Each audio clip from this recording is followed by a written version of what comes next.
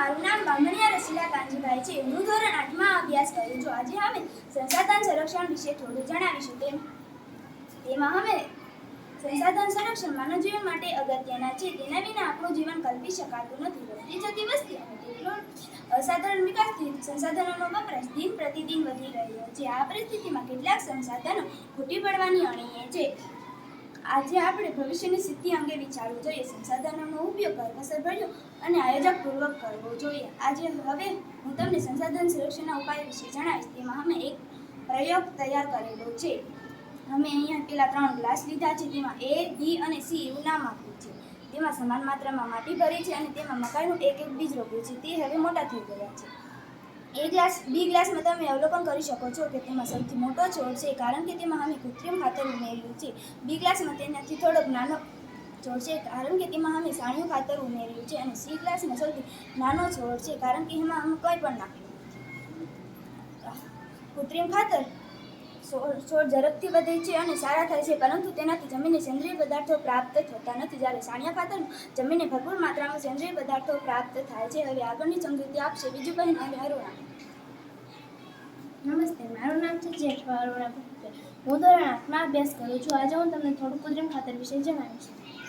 કૃત્રિમ ખાતર એક માનવ નિમિત્ત અકાર્બનિક ક્ષાર છે. કૃત્રિમ ખાતર કારખાનામાં તૈયાર થાય છે. કૃત્રિમ ખાતરથી જમીનને સેન્દ્રિય પદાર્થો પ્રાપ્ત થતા નથી. નમસ્તે, મારું નામ છે રાઠોડ વિજુ રાણાભાઈ. હું ધોરણ 8માં અભ્યાસ કરું છું. હું આજે તમને કુદરતી ખાતર વિશે થોડું જણાવીશ, તો તમે સૌ શાંતિથી સાંભળજો.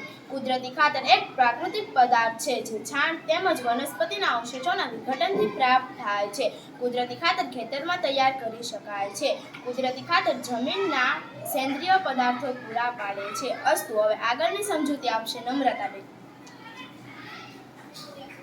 નમસ્તે, મારું નામ છે જાગટ નમ્રતા નરસિંહભાઈ. હું ધોરણ 8માં અભ્યાસ કરું છું. કુદરતી ખાતર અને કૃત્રિમ ખાતર વિશેનો તફાવત જાણ્યા બાદ હવે હું ચેકડેમ અને ખેતી વિશે થોડુંક જણાવીશ, તો તમે સૌ શાંતિથી સાંભળજો. અમે અહીં એક ખેતી બનાવી છે અને નદી બનાવી છે. ડેમ બાંધ્યો છે અને વરસાદી પાણી રોકવા માટે ચેકડેમ બનાવી ખેતી માટે પાણીની સમસ્યા હલ કરી શકાય છે. તમે અહીં જોઈ શકો છો. હવે ટપક પદ્ધતિ વિશે બોલશે ખુશાલીબેન. અસ્તુ.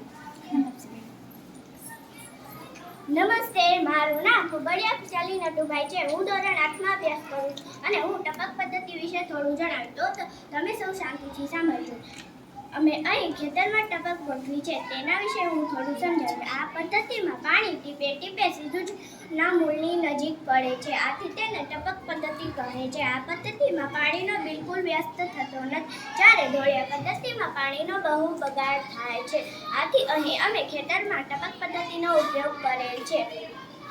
અને આજે હું કંઈક કહેવા માંગુ છું કે ભવિષ્યના સમયમાં આવનારી પેઢીઓની જરૂરિયાત માટે સંસાધનોનું સંરક્ષણ કરવું એ આપણી સૌની ફરજ છે. અસ્તુ.